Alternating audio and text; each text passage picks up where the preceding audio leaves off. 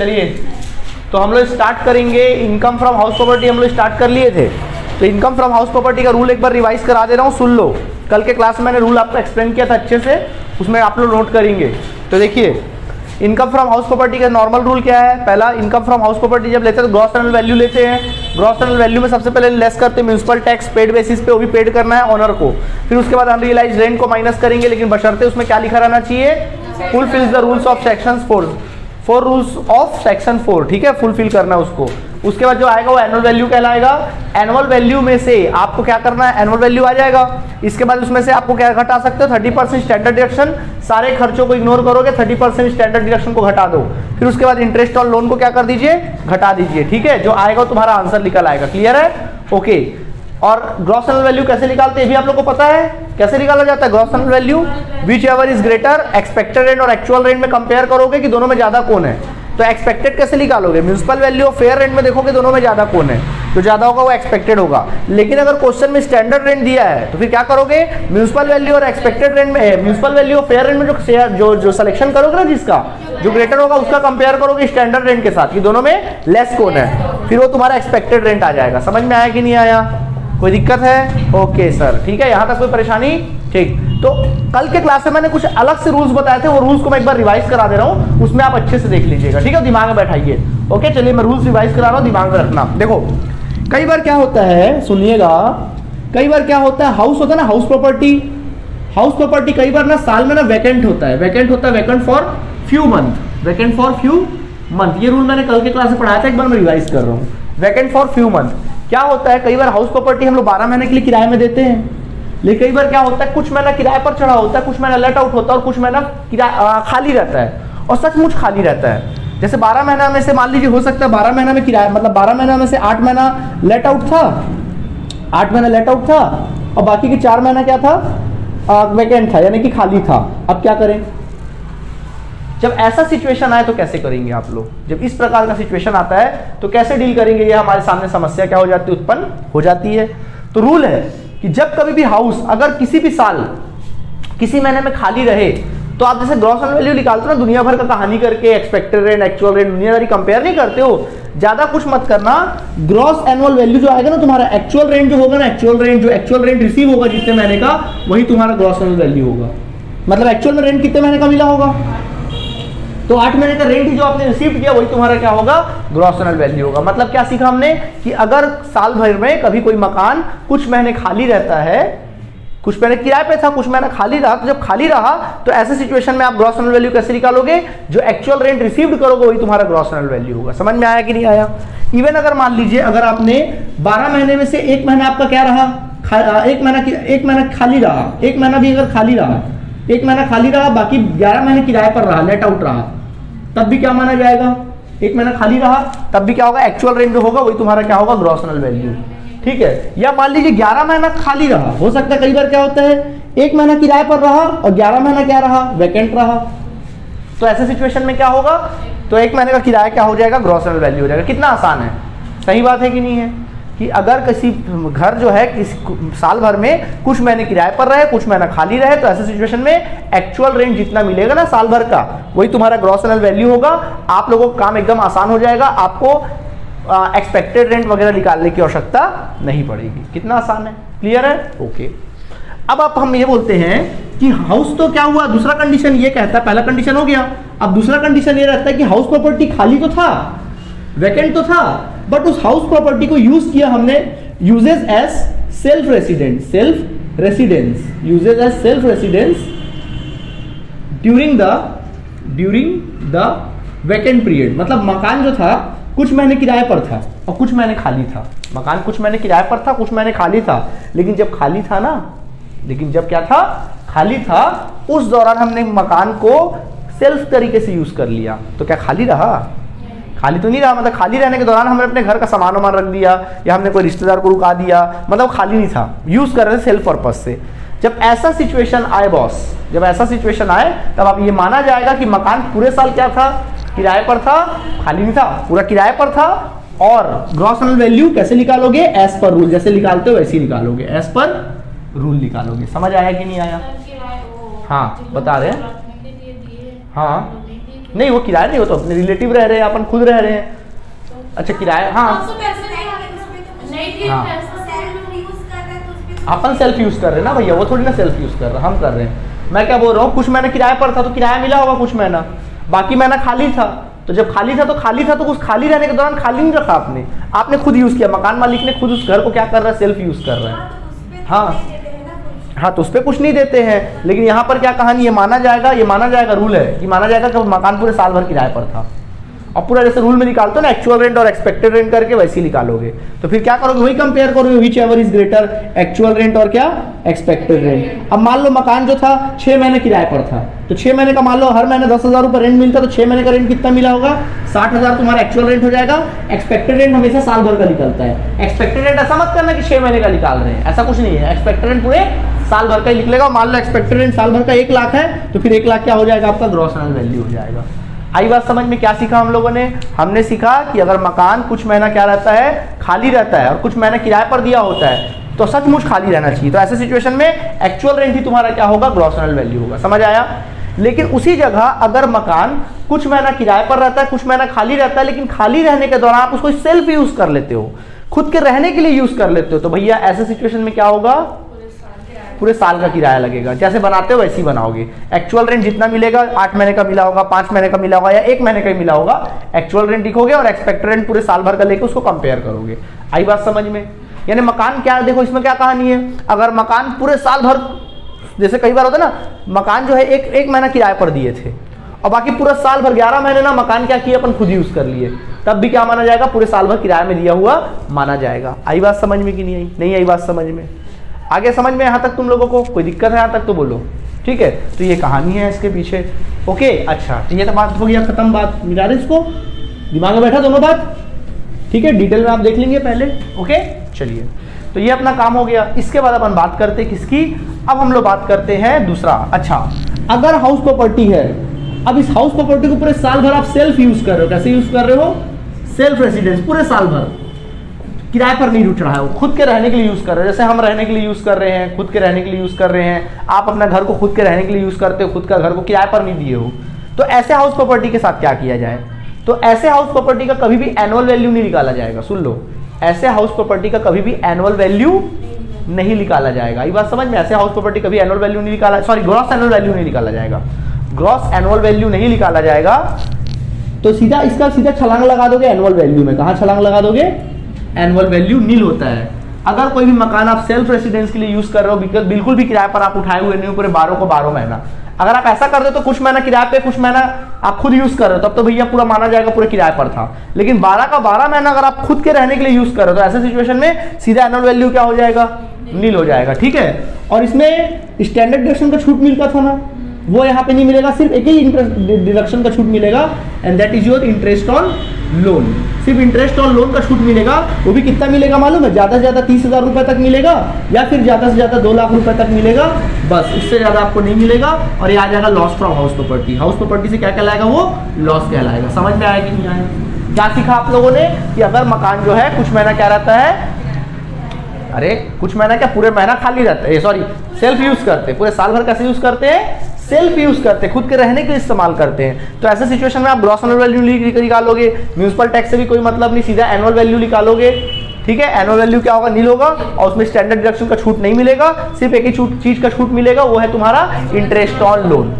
और वो भी कितना से ज्यादा 30,000 या फिर 2 लाख। अब कब 30,000 कब 2 लाख बताएंगे आपको, कोई जल्दी नहीं है।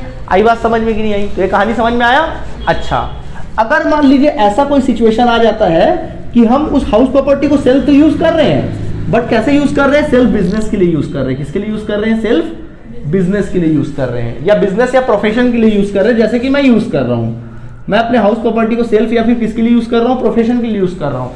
ऐसा सिचुएशन अगर आपके सामने आ जाता है तो क्या करेंगे अपन लोग। जब ऐसा सिचुएशन आ जाता है तो उसकी बातें ही नहीं करोगे, टैक्सेबल, सीधा लिख देना taxable on PGBP head. PGBP मतलब बिजनेस एंड प्रोफेशन अलग से बना हुआ है ना, अलग से बिजनेस एंड प्रोफेशन हेड नहीं बना है, तो इसकी बात वहां करोगे, यहाँ पे नहीं करोगे, मतलब वहां डैश कर दोगे, आपको देखना ही नहीं। अभी हाउस प्रॉपर्टी पढ़ रहे हो, अगर कहीं भी लिखता है कि सेल्फ बिजनेस या प्रोफेशन यूज कर रहा है, तो फिर क्या मानोगे, उसको सीधा पीजीबीपी हेड में बात करोगे, यहाँ पे उसकी बात करोगे ही नहीं। आई बात समझ में आप लोगों को, कोई दिक्कत है यहाँ तक आप लोगों को, है नहीं है, ठीक है। मिटा दे। चलो इसके अलावा और एक रूल देख लो। इसके अलावा और एक रूल होता है, वो रूल ये होता है कि अगर मान लीजिए जैसा कि हमने बताया कि आप स्टैंडर्ड डिडक्शन घटाते हो, एक बात याद रखना, कभी भी अगर एनुअल वैल्यू अगर मान लीजिए अगर एनुअल वैल्यू देखो अगर पॉजिटिव आएगा तो ठीक है, लेकिन अगर एनुअल वैल्यू नील आता है, जीरो आता है, या एनुअल वैल्यू आपका क्या आता है मालूम, आपका एनुअल वैल्यू यार नेगेटिव फॉर्म में आ जाता है, माइनस के फॉर्म में आ जाता है। हो जाता है कई बार कि एनुअल वैल्यू क्या आ जाता है, माइनस के फॉर्म में आ जाता है, निगेटिव आ जाता है, माइनस के फॉर्म में आ जाता है। तब याद रखना अगर एनुअल वैल्यू नील आता है तब भी आपका स्टैंडर्ड डिडक्शन जो देते हैं ना अपन 30%, standard deduction is not allowed. जो स्टैंडर्ड डिडक्शन आप देते हैं ना 30%, वो अलाउड नहीं होगा। आई बात समझ में कि नहीं आया? स्टैंडर्ड डिडक्शन कभी भी अलाउड नहीं होगा, ठीक है। उसी जगह नेगेटिव भी आ जाता तब भी स्टैंडर्ड डिडक्शन 30% जो होता है वो भी नॉट अलाउड, वो भी अलाउड नहीं होगा। क्लियर हुआ को? जो मेन रूल था बता दिया। एक बार रिवाइज कर ले रूल को, क्या क्या वो रूल था। सबसे पहला रूल मैंने आपको रिवाइज करा दे रहा हूँ। सबसे पहला, अगर प्रॉपर्टी जो है, हाउस प्रॉपर्टी जो है, वो कुछ महीना क्या रहती है, खाली रहती है, और कुछ महीना किराए पर रहती है, तो अगर खाली रही तो सचमुच खाली रहना उसको, तो एक्चुअल रेंट ही आपका ग्रॉस रेंटल वैल्यू होगा। लेकिन अगर खाली रहने के दौरान आप सेल्फ यूज कर लेते हो, मतलब कुछ महीना किराए पे था और कुछ महीना आपने सेल्फ यूज किया खाली रहने के दौरान, तो ऐसे सिचुएशन में आप जैसे बनाते हो ग्रॉस रेंटल वैल्यू जैसे निकालते हो, माना जाएगा कि मकान पूरे साल भर किराए पर था, और जैसे आप निकालते हो वैसे ही आप कैलकुलेट करके निकालोगे, ठीक है। तीसरा कंडीशन हमने बताया कि अगर हाउस प्रॉपर्टी को आप सेल्फ यूज करते हो, तो ऐसे सिचुएशन में क्या होगा, सेल्फ रेसिडेंस के लिए यूज करते हो, तो ऐसे वैल्यू में ना तो आपको ग्रॉस रेंटल वैल्यू निकालना है, ना तो म्युनिसिपल टैक्स में ध्यान देना है, सीधा एनुअल वैल्यू नील हो जाएगा। एक ही चीज का डिडक्शन मिलेगा, and that is your interest on loan. ज्यादा ज्यादा कितना, 30,000 या फिर 2 लाख। कब 30,000 कब 2 लाख बाद में बताएंगे, ठीक है। अच्छा, यहां तक समझ में आया? लॉस फ्रॉम हाउस प्रॉपर्टी आ जाएगा। और लास्ट कंडीशन बताया कि अगर आप हाउस प्रॉपर्टी को सेल्फ यूज करते हो, रेसिडेंस के तौर पर यूज करते हो, तब क्या होगा भैया, एनुअल वैल्यू क्या हो जाएगा, नील। एनुअल वैल्यू नील नहीं होगा, बातें ही नहीं करना है। बिजनेस के लिए यूज करते हो, सेल्फ बिजनेस के लिए यूज करते हो, तो वहां पे बातें ही नहीं करना, वहां पे डैश हो जाएगा, सीधा क्या हो जाएगा, डैश। जो बात करना कहां करना पड़ेगा, हाँ बिल्कुल बिल्कुल। अब बात हो गया, समझ में आया बात की नहीं आया? ठीक है, आप सुनो मेरी बात। और एक देखिए, मान लीजिए, अब ये तो कहानी ऐसा अलग था। अब मान लीजिए एक हाउस प्रॉपर्टी है हमारा, अब एक हाउस प्रॉपर्टी है, ठीक है। अब इस हाउस प्रॉपर्टी के क्या साथ क्या हो रहा मालूम है, 4 भाग है इस हाउस प्रॉपर्टी, बराबर बराबर मान लो 4 यूनिट में बटा हुआ है। उसका एक भाग लेट आउट किया हुआ है, एक भाग हम किराए पर चढ़ाए हुए हैं, एक भाग को हम लोग सेल्फ यूज करते हैं, भी रहने के लिए यूज करते हैं, ठीक है। एक भाग को हम लोग मान लीजिए सेल्फ बिजनेस के लिए यूज करते हैं, मान लीजिए किसके लिए यूज करते हैं, सेल्फ बिजनेस के लिए यूज करते हैं। और एक भाग लेट आउट था, बट वो 2 महीने खाली था, सचमुच खाली था 2 महीने, ऐसा भी तो हो सकता है। जब ऐसा सिचुएशन आए, मतलब सारा बात एक ही मकान में देखने को मिले, तब कैसे बनाएंगे?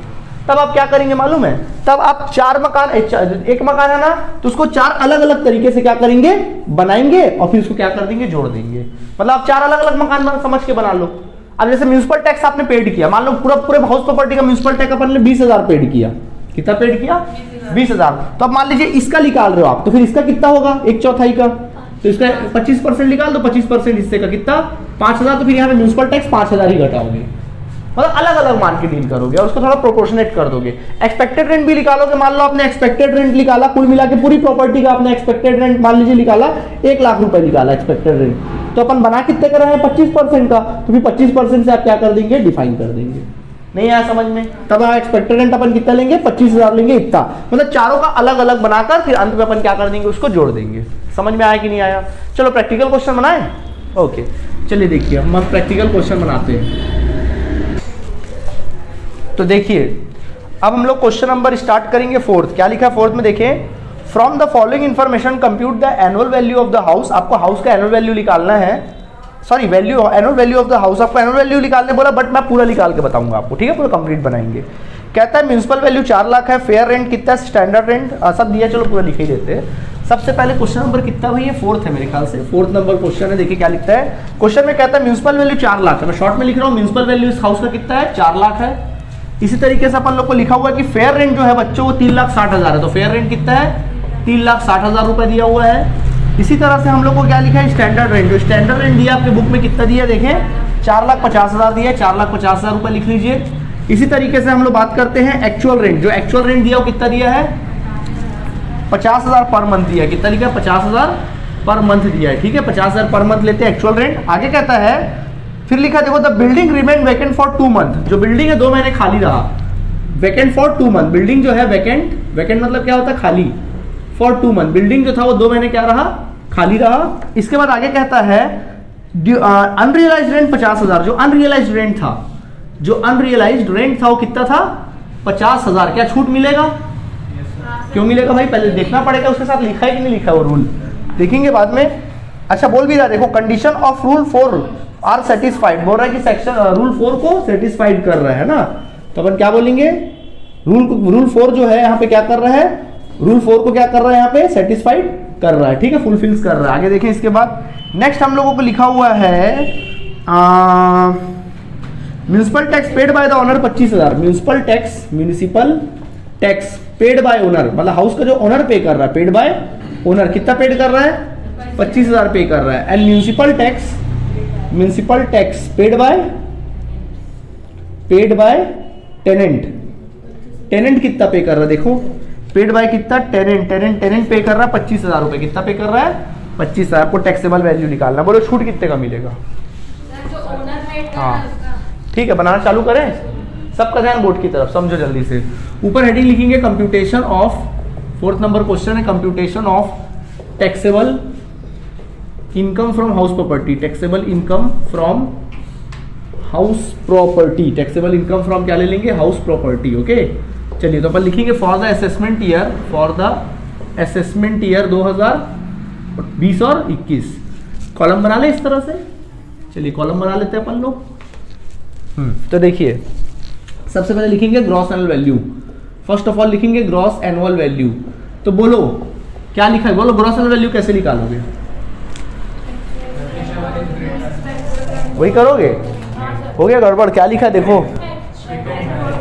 2 महीना खाली रहा, तो एक्चुअल रेंट रिसीव ही क्या होगा, ग्रॉस वैल्यू होगा। तो अपन अलग से नोट में भले लिख सकते हो, नोट में आप लिख सकते हो, नोट नंबर 1 लिख सकते हो, house is vacant for 2 month, house is vacant for 2 month, then actual rent received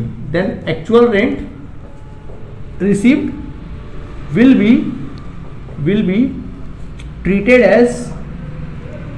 as gross annual value। आई बात समझ में, ठीक है। तो ग्रॉस एनुअल वैल्यू लेंगे, एक्चुअल रेंट कितना मिलता है, एक्चुअल रेंट 50,000, तो 2 महीना तो खाली रहा, तो 10 महीने का मिला रहा होगा, कितना हो जाएगा, 5 लाख। तो आपको कितना मिला, ग्रॉस एनुअल वैल्यू 5 लाख, ठीक है। अब इसमें से क्या लेस किया जाता है, म्यूनिसिपल टैक्स लेस किया जाएगा। तो म्यूनिसिपल टैक्स क्या रूल है, पेड करना है ओनर को, टेनेंट को नहीं। देखो बोल रहा है कि म्यूनिसिपल टैक्स 25,000 ओनर पे किया, 25,000 टेनेंट पे किया, आपको कौन सा छूट मिलेगा, 25,000 वाला मिलेगा, तो 25,000 ही मिलेगा भैया, ठीक है। आई बात समझ में कि नहीं आई। तो अपन चाहो तो वर्किंग नोट में लिख सकते हैं according to rule municipal tax paid by owner is allowed, ठीक है। तो क्या हो जाएगा, 25,000 घटा दो। अच्छा अभी मत घटाओ, और एक चीज का डिडक्शन मिलता है, that is your unrealised rent. यहाँ 25,000 इनर कॉलम में लिख लो, अभी क्या मिलेगा, अनरियलाइज्ड रेंट। तो लिखेंगे अनरियलाइज्ड रेंट। तो अनरियलाइज्ड रेंट की बात कर लेते हैं। तो अनरियलाइज्ड रेंट की बात करें, रूल क्या कहता है, फुलफिल्स द रूल्स ऑफ 4, ठीक है। चलो कितना, 50,000 को क्या कर देते हैं, घटा देते हैं। कुल मिला कितना घटेगा, 75,000 घटेगा, बोलो कितना आएगा, ये क्या आया तुम्हारा, एनुअल वैल्यू निकल आया, ठीक है। अब इसमें से क्या घटाया जाता है, डिडक्शन में नंबर 1 क्या घटाया जाता है, सेक्शन 24A के अकॉर्डिंग स्टैंडर्ड डिडक्शन घटाया जाता है। स्टैंडर्ड डिडक्शन कितना घटाया जाएगा, 30% ऑफ एनुअल वैल्यू। चलो एनुअल वैल्यू का 30% निकालो, तो 1,27,500 रुपये घटा दो। इसके अलावा नंबर 2 क्या घटाया जाता है, सेक्शन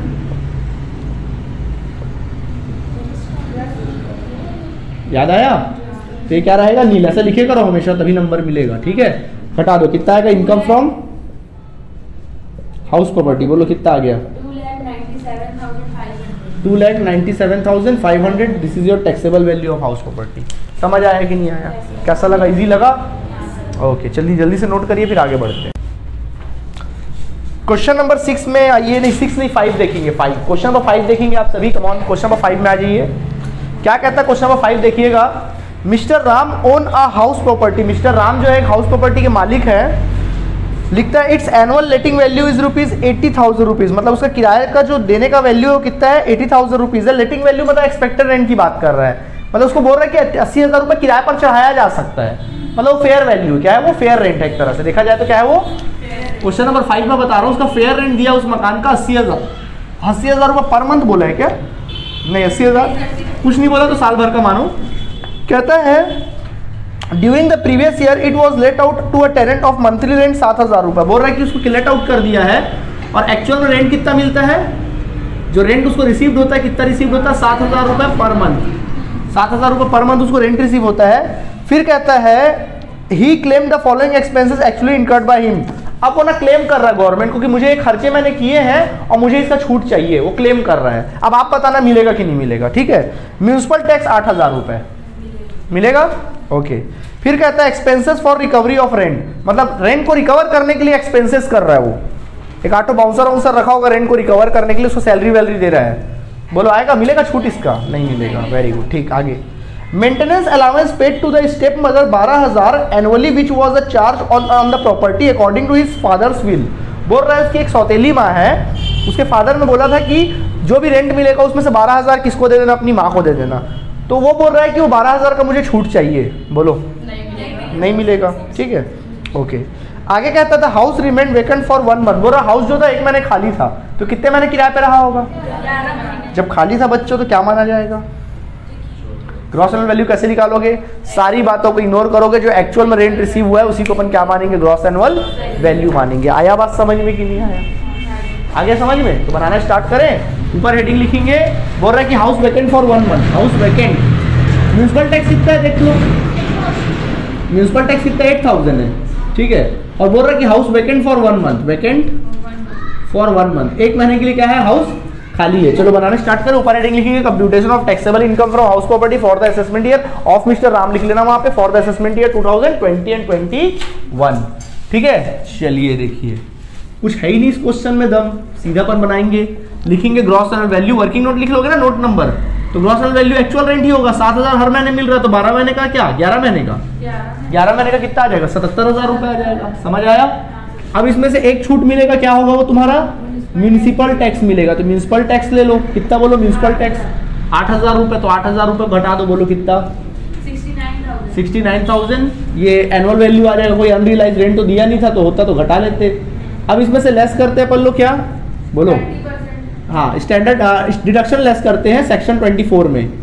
सेक्शन 24 में अपन लिखेंगे डिडक्शन लेस करेंगे।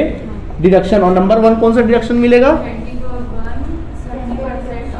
स्टैंडर्ड डिडक्शन क्या? 30% ऑफ एनुअल वैल्यू। तो एनुअल वैल्यू कितना है देखो, उसका 30% निकालिएगा, 20,700 का डिडक्शन मिल जाएगा। क्या इसमें इंटरेस्ट ऑन लोन है? नहीं है, छोड़ दीजिए। इंटरेस्ट ऑन लोन अगर नहीं है तो लिख लीजिए इंटरेस्ट ऑन लोन। तो पहले लिखेंगे इंटरेस्ट ऑन लोन, क्या है? कुछ भी नहीं है, नील कर दीजिएगा। और बोलो हो गया। This is your income from house property, मिल गया 15 नंबर, ठीक। कितना? 48,300 लिख लेना। समझ आया कि नहीं आया? जल्दी से नोट करिए, फिर आगे देखते हैं।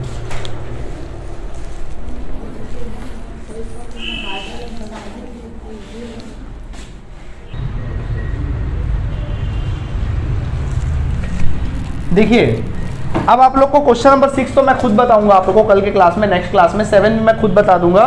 क्वेश्चन नंबर 8 आप लोग को बनाना है, होमवर्क रहेगा, ठीक है। अब क्वेश्चन नंबर 9 में आ जाइए। 9 में थोड़ा वैरायटी आपको देखने को मिलेगा, आप ही से हम पूछेंगे, आप ही हमको बताएंगे। 9 नंबर डॉक्टर के बंसल वाला क्वेश्चन होगा। देखिए 9 नंबर, IMP तो कोई नहीं है, बट 9 को लगा सकते हैं IMP। फिलहाल मैं बोला था 8 नंबर बना लेना, होमवर्क है 8 नंबर, 9 हम बता रहे हैं, ठीक है।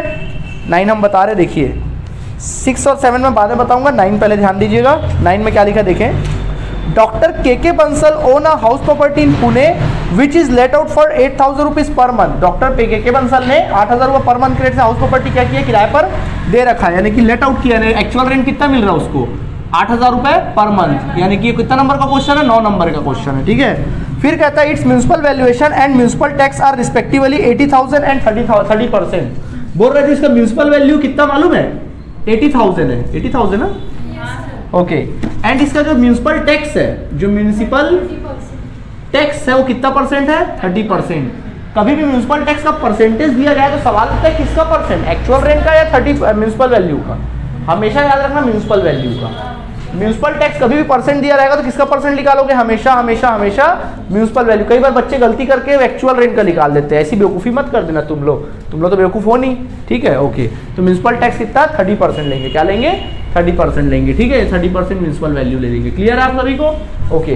फिर आगे कहता है doctor Bansal paid municipal tax for last 4 years during with the for the current year previous year. बोल रहा है कि डॉक्टर के बंसल ने जो म्यूनिसिपल टैक्स पेड किया ना वो पिछले 4 साल का पेड कर दिया। बताओ, बोला डॉक्टर और अभी तक म्यूनिसिपल टैक्स इसने बकाया था, पिछले 4 साल का, पास्ट 4 ईयर्स का उसने पेड किया म्यूनिसिपल टैक्स, साथ में पिछले साल का ही पेड किया, करंट ईयर का ही पेड किया, मतलब 1 ईयर जो करंट ईयर था ना उसका भी उसने क्या किया, पेड किया। यानी कुल मिला कितने साल का पेड किया, 5 साल का, 5 ईयर्स का म्यूनिसिपल टैक्स उसने पेड किया, 5 ईयर्स म्यूनिसिपल टैक्स उसने क्या कर दिया, पेड कर दिया। तो बोलो डिडक्शन कितना मिलेगा, पूरे 5 साल का डिडक्शन मिलेगा, पेड बेसिस, जितना पेड करेगा उतना डिडक्शन मिलेगा। 5 साल का कर रहा पूरा 5 साल का मिलेगा। आए बात समझ में। आगे देखिए फिर क्या लिखा है, फिर कहता है other expenses related to property is the following. आपको अदर एक्सपेंसेस बोल रहा प्रॉपर्टी से रिलेटेड, आप बताइएगा डिडक्शन मिलेगा कि नहीं मिलेगा। Repair and insurance premium, interest for purchase of house, हाँ मिलेगा। इंटरेस्ट मतलब दे रहे घर खरीदने के लिए इंटरेस्ट भरे थे तो उसका लोन का है, उसका डिडक्शन मिलेगा। The house was vacant for 3 month, अरे वाह ये तो और अच्छी बात है, जहां ये आए तो हम लोग बड़ा अच्छा लगता है। चलो भाई हाउस जो है 3 महीने क्या था, खाली रहा, तो 9 महीने किराए पे रहा, यानी 3 वेकेंट फॉर 3 मंथ। हाउस जो था वेकेंट फॉर 3 मंथ, 3 महीने खाली था, तो एक्चुअल रेंट क्या होगा, जो एक्चुअल मिला वही तुम्हारा क्या होगा, एक्चुअल रेंट हो जाएगा, ठीक है। मतलब एक्चुअल रेंट ही आपका income from house, sorry gross annual value हो जाएगा। बनाए तो ऊपर हेडिंग लिखोगे 9 नंबर में, computation of taxable income from house property of doctor K Bansal for the assessment year 2020 and 21 लिख लेंगे। कॉलम आप क्या कर लीजिएगा, बना लीजिएगा, ठीक है। ये कॉलम हमने बना लिया। फर्स्ट ऑफ ऑल लिखेंगे ग्रॉस एनुअल वैल्यू, तो लिखेंगे ग्रॉस एनुअल वैल्यू। आप लोग नोट में लिख लेना ग्रॉस एनुअल वैल्यू में एक्चुअल रेंट क्यों होगा, क्योंकि हाउस 2 महीना 3 महीना खाली रहा है, तो कितने महीने का रेंट मिला होगा, 8,000 रुपए, 1 महीने का 8,000, तो 9 महीने का लिखा लो 72,000 इस बंदे को क्या मिला होगा, रेंट मिला होगा। अब इसमें छूट मिलेगा उसको क्या, म्यूनिसिपल टैक्स का। किसका छूट मिलेगा, म्यूनिसिपल टैक्स का, म्यूनिसिपल टैक्स। तो देखो म्यूनिसिपल टैक्स कितना निकलता है, तो अपन लिख सकते हैं वर्किंग नोट में, municipal tax is equal to 80,000 का कितना परसेंट, तो कितना आ जाएगा 1 साल का। बोल रहा है कि 1 साल का म्यूनिसिपल टैक्स 24,000 है, इसमें कुल मिला के 5 साल का दे रहा है, 4 साल पिछले साल का, पिछले साल का 1 साल, ठीक है, यानी 5 साल का 24,000 इंटू कितना पेड कर रहा है, 5 साल निकालो, 1,20,000, कुल मिला के 1,20,000 पेड किया। बोलो छूट मिलेगा, बिल्कुल मिलेगा। पूरा म्यूनिसिपल टैक्स पेड किया है 1,20,000, पूरा 1,20,000 का छूट इसको क्या हो जाएगा, मिल जाएगा। कोई और अनरियलाइज्ड रेंट तो था नहीं। देखो एनुअल वैल्यू कितना आ रहा है,